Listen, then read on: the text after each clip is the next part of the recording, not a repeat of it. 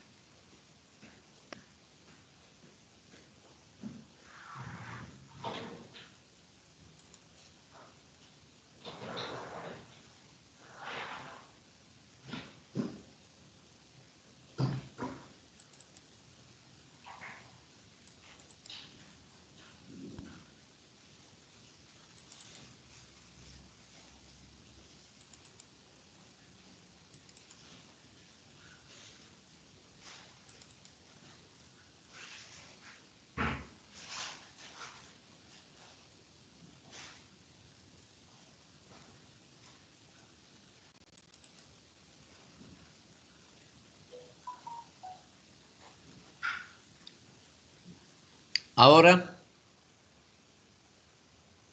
Ahora sí, doctor. Ya, bestial. Bestial. Ya está en modo presentación.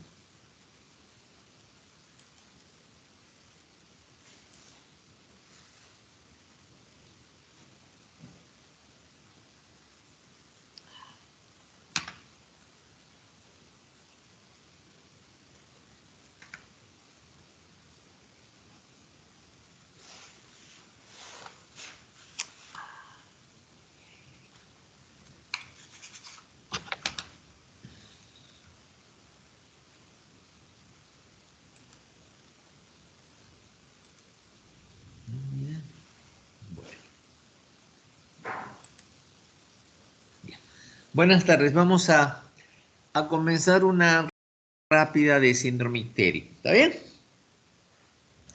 Vean, y comenzamos básicamente viendo un poquito de metabolismo de la hemoglobina hasta su llegada a bilirrubina. Entonces, sabemos nosotros que básicamente por hemólisis de los glóbulos rojos viejos o por una eritropoiesis ineficaz o a veces por otro tipo de hemosproteínas, vamos a tener que la hemoglobina, que está formada por núcleos tetrapirrólicos y un fierro, se va a dividir en globina y el M.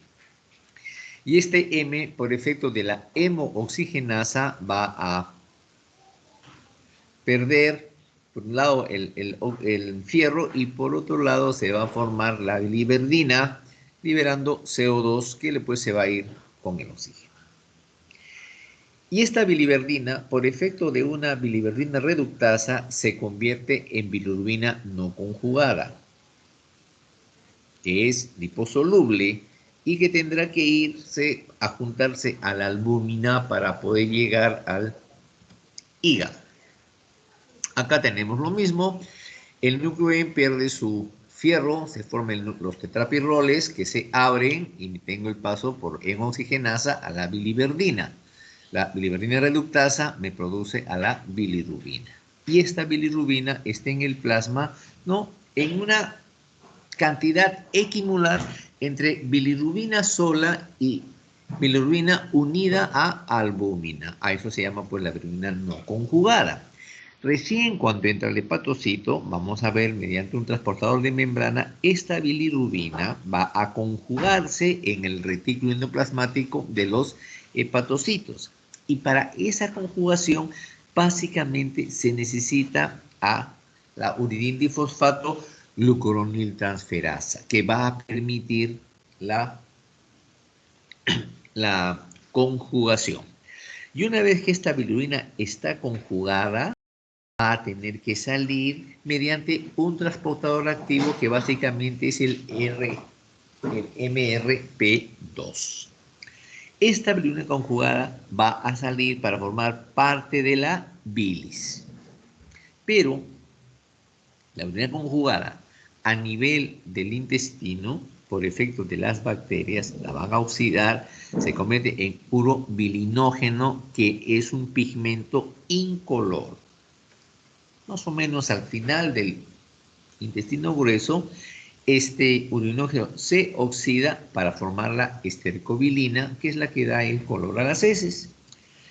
Este urinógeno se va a plasma y la bilirrubina conjugada sí es hidrosoluble, por lo tanto va a pasar por el riñón al sistema renal, ¿no? Y de ahí va a ser en urobilina oxidada. Esa es la idea global. Y entonces tenemos lo que estamos acostumbrados. Cuando yo tengo aumento de bilirrubina, o porque se produjo mucho, o no se metabolizó, o no se excretó, esa bilirrubina aumenta en sangre. Y al aumentar en sangre va a pasar y va a teñir piel y tegumentos. Y además puedo tener, dependiendo, cambios en el color en la orina o cambios en el color en las heces. Y un dato más que no está acá es que esa ictericia, como los pigmentos de bilirrubina se van a celular subcutáneo, va a generar prurito o picazón. Y entonces hablamos del síndrome ictérico.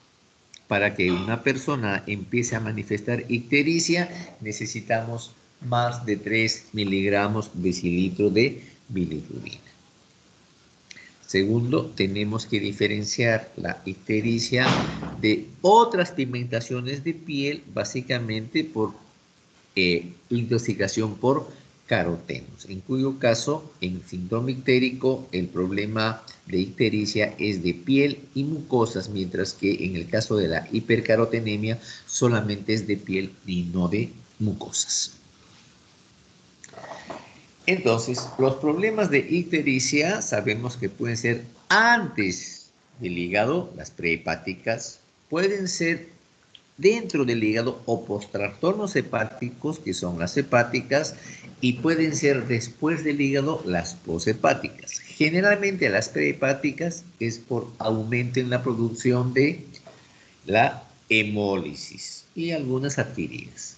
Las hepáticas, básicamente, hay un problema de captación. Y acá tenemos las famosas dos grandes enfermedades más conocidas, el Gilbert y el Krieger-Naja, que es captación con C de Krieger, ¿no? Yo me acuerdo que siempre lo aprendí en la universidad, cuando era alumno, hablaban de CG, de la Guardia Civil, o sea, G de Gilbert, C de Krieger y C de conjugación.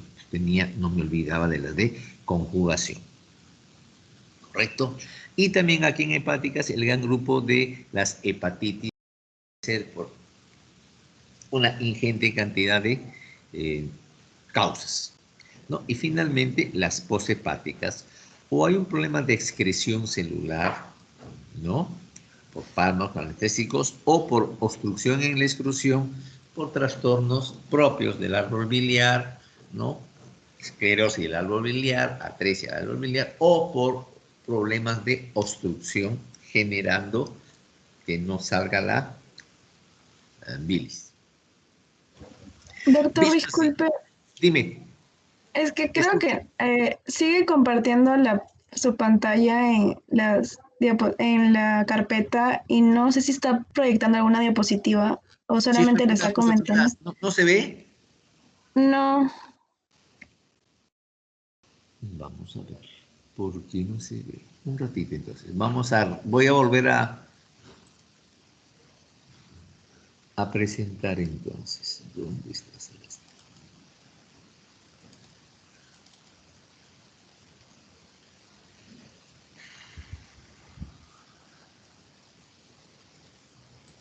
Ahora ven.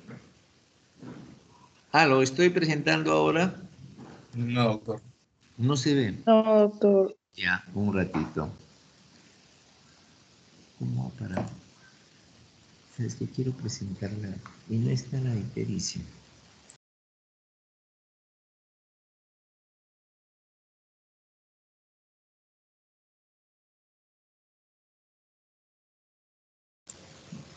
¿Mm? ¿Ahora ven?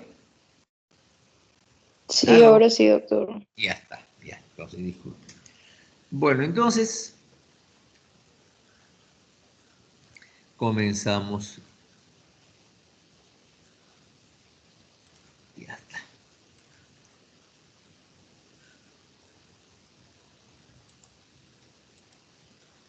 Entonces, habíamos visto, esta sí la vieron o no vieron nada. ¿Aló? No, doctor, no se veía nada. Ahora ya se ve. Bueno, entonces básicamente vamos a hacer rápidamente metabolismo de bilirrubina, ¿no? Entonces, la hemoglobina, producto de una hemólisis, va a separarse en el grupo globina y el grupo M. El grupo M va a ser roto por la hemooxigenasa para permitir la presencia de la biliverdina. Y esta biliverdina, por efecto de una biliverdina reductasa, se convierte en bilirrubina no conjugada, que es liposoluble. Ahora, esta bilirrubina no conjugada va a pasearse en plasma en una cantidad equimolar solo como bilirrubina o solo como bilirrubina unida a proteínas. Y así va a llegar a el hepatocito, ¿no? Por un transportador y en el retículo endoplasmático, gracias a la UDP glucuroniltransferasa, vamos a ver que esa bilirrubina se conjuga. Vamos a ver entonces si yo tengo la glucuroniltransferasa. En algunos casos esta no va a existir o va a existir en menos cantidad o va a haber competencia y eso me va a generar trastornos en la bilirrubina. Una vez que se ha conjugado, esta bilirrubina tiene que salir hacia la bilis mediante un transportador activo. De todos, el más conocido, el MRP2. Vamos a ver que hay algunos factores, algunos elementos que me modifican este transportador y voy a tener problemas para bilirrubina. Y una vez en la bilis, esta bilirrubina que sale al intestino por efecto de las bacterias se convierte en urobilinógeno. Y en el tracto final puede oxidarse y me genera la estercobilina que me da el color a las heces. Parte de este urobilinógeno pasa a riñón, que ya es hidrosoluble, y ahí se oxida y me da la urobilina, que también tiene que ver con el color a los orines. Entonces, cualquier trastorno o porque se produce más, o porque tenemos problemas en su conjugación, o porque tenemos problemas en la excreción, va a hacer que la bilirrubina aumente. Puede aumentar la directa, puede aumentar la indirecta, pueden aumentar las dos. Y lo que voy a tener es la típico ictericia en piel y tegumentos. Y como son o moléculas de bilirrubina que se pegan o que se meten al celular subcutáneo, tengo la sensibilidad de prurito o picazón, una característica. Y eso va a generar cambios en color de orina o cambios en el color de las heces, que pueden ir del color normal a ser muy oscuras o a ser de un color más blanco o con menos color, dependiendo de dónde sea el proceso. Y así tenemos el síndrome ictérico. Les decía además que o son prehepáticas, básicamente es la gran mayoría aumento de producción por anemias hemolíticas o por una carga de hematíes que genera mayor hemólisis, transfusiones, pacientes con hematomas bastante grandes, tenemos ese problema. Las hepáticas generalmente, pero no siempre son porque hay un daño hepático o con un hígado normal porque tenemos problemas para poder generar una captación y transporte, ¿no? Como en caso de Cleaver, de la enfermedad de Cleaver-Najar o la enfermedad de Gilbert. Y finalmente vamos a tener unas poshepáticas donde no es posible eliminarlas en algunos casos por daño hepático o no, o algo que se opone a que esta bilirrubina pueda salir, ¿no? O problemas de excreción o competencia con otro tipo de fármacos. Entonces, como les decía, y estamos acostumbrados, nuestro gran problema es hemólisis de cualquier causa. Y yo sé que tengo hemólisis porque menos cargas de oxígeno, esto me lleva a manifestaciones de anemia, que ya las sabemos, cansancio, sueño y todo lo que ustedes quieren, aparición de queilosis, uñas partidas, el pelo que se cae, no, por un lado. Y si le pido análisis a mi paciente, voy a encontrar pues menor cantidad de hemoglobina, menor cantidad de hematocrito. ¿Qué pasa con estos glóbulos que se están lisando? El sistema reticuloendotelioide los va a trabajar y entonces tengo un aumento de bilirrubina no conjugada. Por lo tanto, esto me da la ictericia en piel y tegumentos y por lo tanto, si tomo un examen clínico, voy a encontrar bilirrubina no conjugada aumentada o bilirrubina indirecta. Esta no conjugada hemos visto que pasa al torrente circulatorio y aquí va al hígado. Y el hígado, como funciona normal, va a formar la misma cantidad de bilirrubina conjugada o puede aumentar la bilirrubina conjugada. Y hemos visto que esta bilirrubina conjugada va para el intestino, sigue a la circulación enterohepática y retorna al hígado, lo que hemos visto, o el esquema de circulación enterohepática o el reciclaje de bilirrubina. Pero en el intestino, parte va a ser, como hemos visto, oxidado por las bacterias, ¿no? Y eso va a originar al urobilinógeno fecal.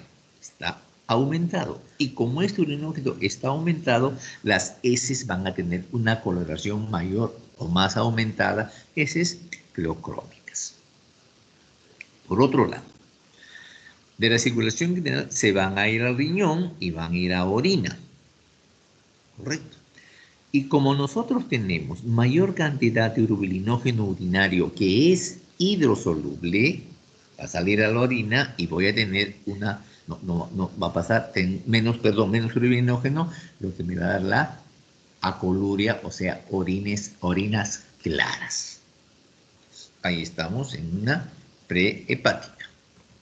Si me voy a la hepática, el mecanismo es el mismo, solo que el problema acá está en funcionamiento hepático anormal. De tal manera que además de evaluar mi bilirrubina, lo que me interesa es evaluar la función hepática. ¿Y qué funciones tiene el hígado? Entonces me acuerdo que en el hígado se forman proteínas. Tendré que pedirle a mi paciente proteínas en sangre para ver cuánto de proteínas tiene. Si las tiene bajas, ya tengo un problema. Segundo, ¿qué cosa me forma el hígado? Algunos factores de coagulación, 2, 5, 7 y 9. Por lo tanto, tendré que hacerle un dosaje de factores de coagulación. Si están disminuidos, me están hablando de daño hepático. Y para ser más específicos, las famosas transaminasas o las aminotransferasas, junto con fosfatasa alcalina y junto con glutamil transpeptidasa, que son indicativos de daño. Ahora, dependiendo de qué enzima sube o se está elevada, vamos a ver si el problema corresponde a hepatocito o el problema corresponde a vía biliar, ¿no? Por eso uno hace todo el trabajo. Ahora, como tengo mi funcionamiento hepático normal, vamos a ver que la bilirrubina no se conjuga mucho, parte ictericia en tegumentos. Y también aumenta la urina conjugada. Esta bilirrubina conjugada, nuevamente, vamos a ir, ¿no?, a pruebas funcionales hepáticas alteradas, ya hemos visto por acá, y la bilirrubina no conjugada aumenta la urina conjugada, esta va a la urina fecal normal o disminuido, y esto nos va a llevar básicamente a heces normales o hipocólicas. Mientras que en el caso de la orina, como vamos a encontrar bilirrubina en orina, esto va a generar las la orina colúrica. Entonces, por viendo diferentes entre heces y orina, uno puede sacar más o menos dónde se da el proceso. Y la poshepática, que es mucho más sencillo de manejar para nosotros, básicamente el gran problema es la obstrucción del flujo biliar intrahepático o en el árbol biliar.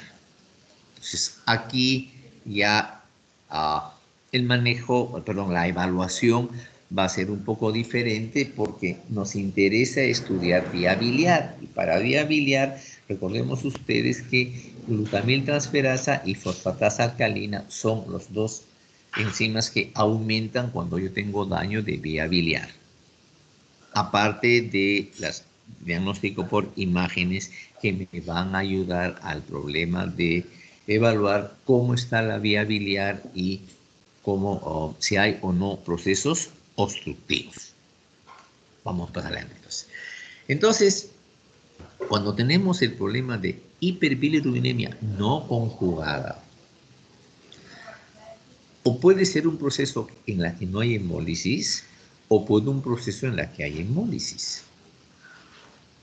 Lo más raro, sin hemólisis, vamos a ver que normalmente hay bilirrubina moderada y hay una prueba de ayuno positivo. Y si hago una prueba de ayuno positivo, o sea, lo que es darle 100 gramos máximo de glucosa durante 2 días mínimo a mi paciente y la bilirrubina sube, eso me está diciendo, esto es un problema de enfermedad de Gilbert, es un problema de captación. Si contrariamente la bilirrubina está mucho más elevada, tendremos que pensar en una enfermedad de Crigler-Najjar. Y ustedes saben que hay dos tipos, uno con ausencia total, que lamentablemente es fatal, y una con ausencia parcial, y que el paciente puede sobrevivir sin ningún tipo de inconveniente. Pero si mi hiperbilirubinemia tiene hemólisis, ¿no? O es una hemólisis aumentada o una eritropoiesis ineficaz. Y en ese caso, el hemograma me va a ayudar porque si encuentro anemia, y anemia puede ser por muchas cosas, pero anemia con reticulocitos aumentados o con índice de reticulocitos aumentada, me está diciendo que estos hematíes se están lisando. Y de repente, cosas raras que vamos a encontrar en el metabolismo de fierro, hemosiderenia o apoglobulinas aumentadas, ¿no? O de pronto, cosas muy raras, vida media de hematíes disminuida. Entonces, en este caso ya tenemos el esquema, ¿no? Con hemólisis, ya sabemos, y sin hemólisis, generalmente son las autosómicas recesivas, Crigler-Najjar 1, Crigler-Najjar 2 y Gilbert. Si me voy a las hiperbilirubinemia conjugadas, me interesa la ecografía porque acá tengo el grupo de sin colestasis y con colestasis. Y si es sin colestasis, nuevamente me voy a problemas va a tener desde el punto de vista heredo familiar, ¿no? La enfermedad de Dubin-Johnson y la enfermedad de Rotor. Ambas tienen que ver básicamente con el MRP2. Ambas no son completamente malignas y el paciente puede sobrevivir y subsistir. Las que son con colestasis, ¿no? Pueden ser intrahepática o pueden ser extrahepáticas.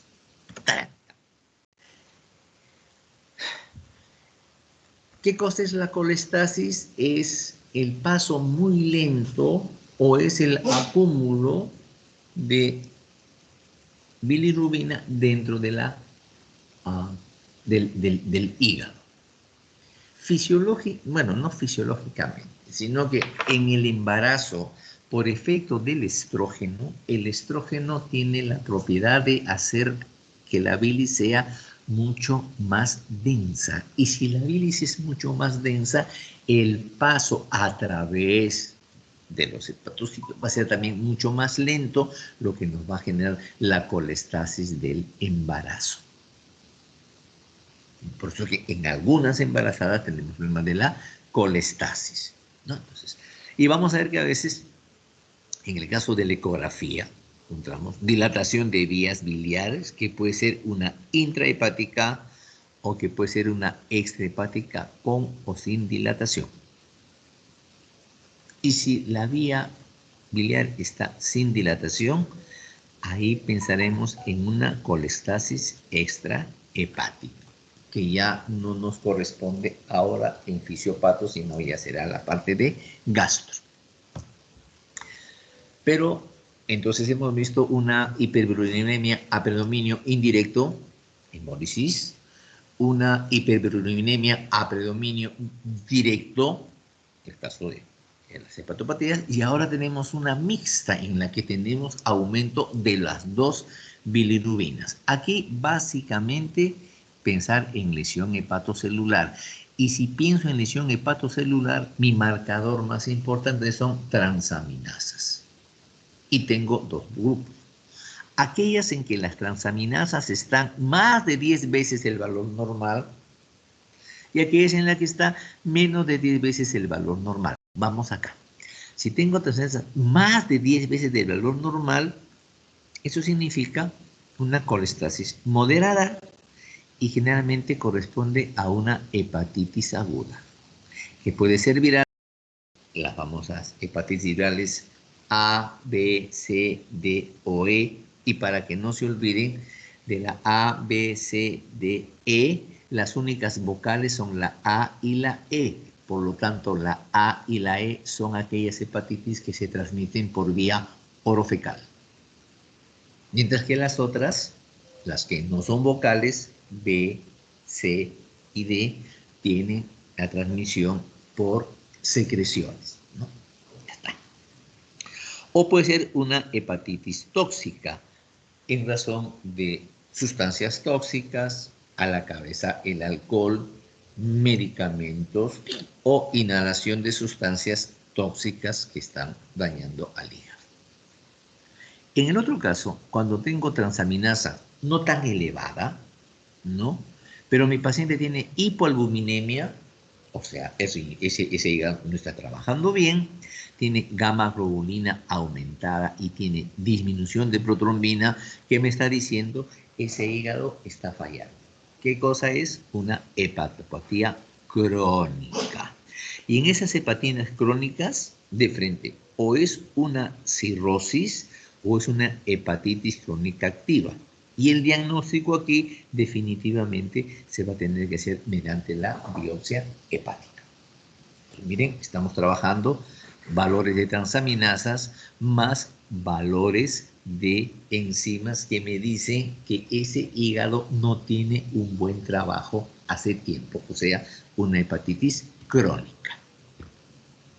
Para remarcar, no nos olvidemos, causas genéticas de hiperbilirubinemia a predominio indirecto, no hemolítica. ¿Cuáles son? Síndrome de Gilbert, síndrome de Krieger-Narhart tipo 1 y síndrome de Krieger-Narhart tipo 2. En el de Gilbert, como verán ustedes, la actividad de la UGT1 está disminuida, las bilirrubinas nunca pasan de los 4 miligramos y se mantiene bestial. No hay tratamiento con dieta, la cosa va muy bien. En el Krieger-Narhart tipo 1, lamentablemente no tenemos, hay ausencia total de la uridina y por lo tanto esa es letal si no se le hace un trasplante. La tipo 2 es la que tiene actividad disminuida, ¿no? Pero con tratamiento, ¿no? Muy bueno. Fenobarbital, vamos a ver más adelante, verán ustedes cuando hagan la parte de farmacología, es un inductor enzimático hepático, o sea, ayuda a que se forme mayor cantidad de enzimas hepáticas. Por lo tanto, ese paciente mejora, le va bien. Cuando hablamos a predominio directo, que tiene que ver función hepática acá, trastornos hereditarios en la excreción de bilirrubina. En ustedes, problema de MRP2, tenemos el Dubin-Johnson y el rotor, los dos más importantes. Y las colestasis intrahepáticas, que pueden ser con obstrucción mecánica o sin obstrucción mecánica. Y luego las colestasis extrahepáticas, que siempre tienen que ver con obstrucción mecánica.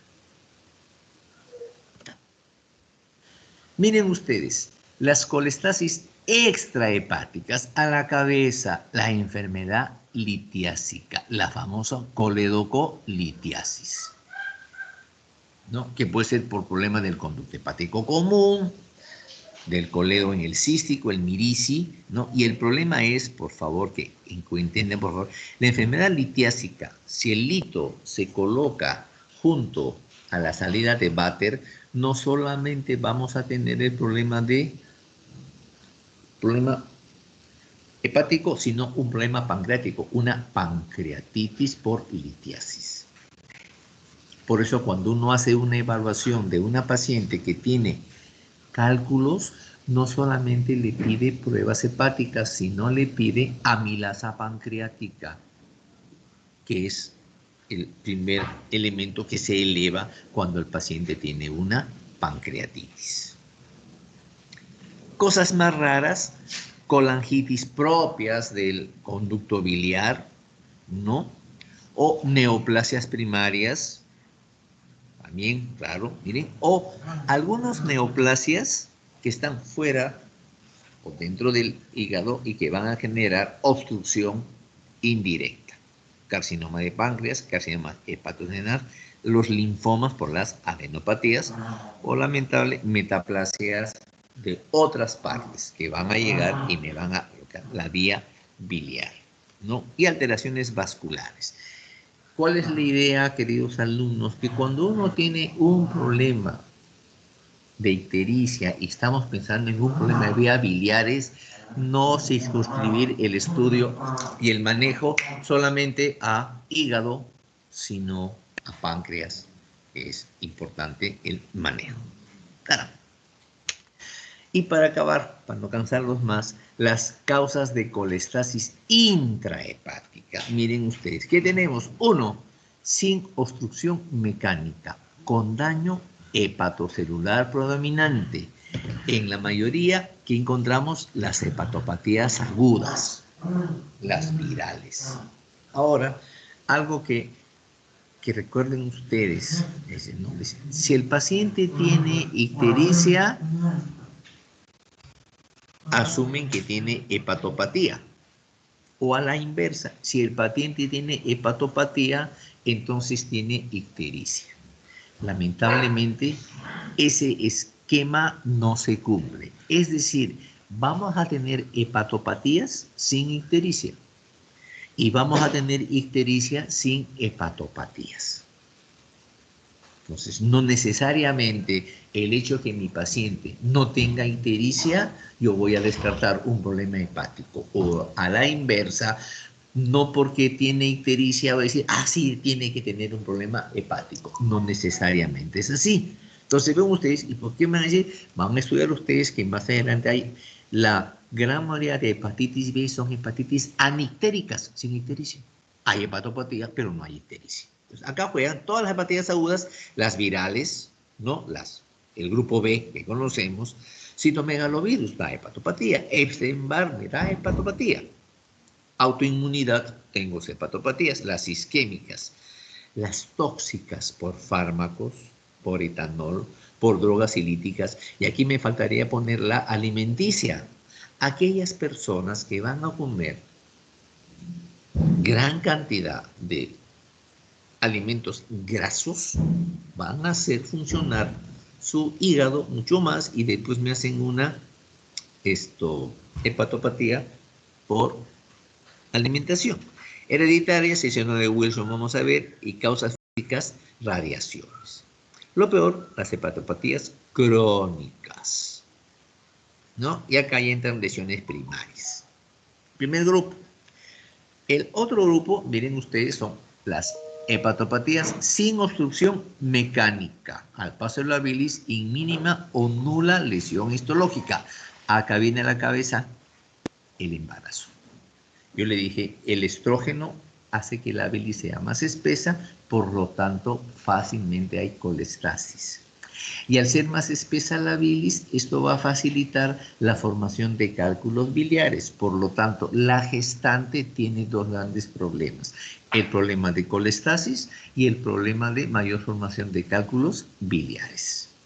Pues ven ustedes ¿Qué otro fármaco viene aquí? Los fármacos estrógeno, esteroides anabólicos y la nutrición parenteral prolongada, porque el problema es que cuando damos nutrición, a veces damos una carga proteica tan alta y no damos mucha carga calórica y esto va a generar este tipo de problemas en nuestros pacientes. Y finalmente tenemos la tercera con obstrucción mecánica al paso de la bilis.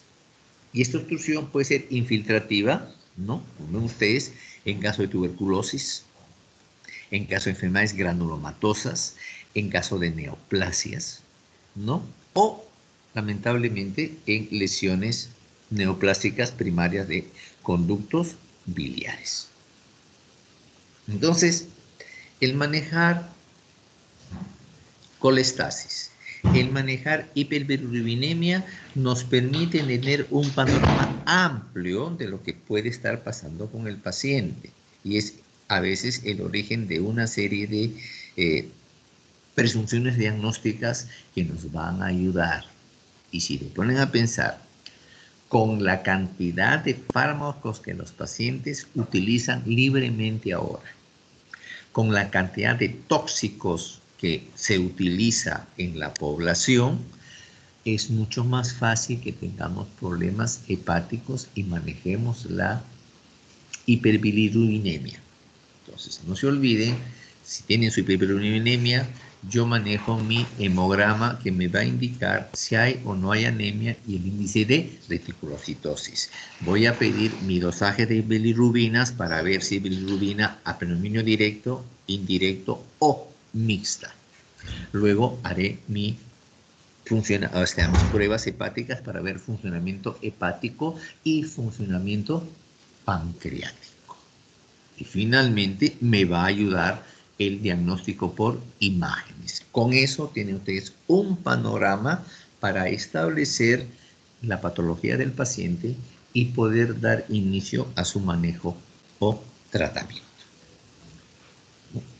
Y eso es, digamos, un resumen de lo que quería comentarlo con ustedes. Espero haberlos ayudado en algo, haber dado un poco más de luces y como siempre estimularlos a que sigamos estudiando porque como ven ustedes cada vez que sabemos fisiopatología nos acercamos más a la dolencia y a la enfermedad del paciente.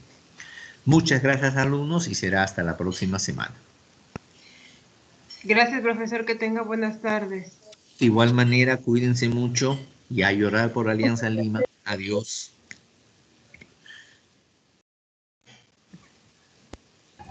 Gracias. Gracias, cuídense.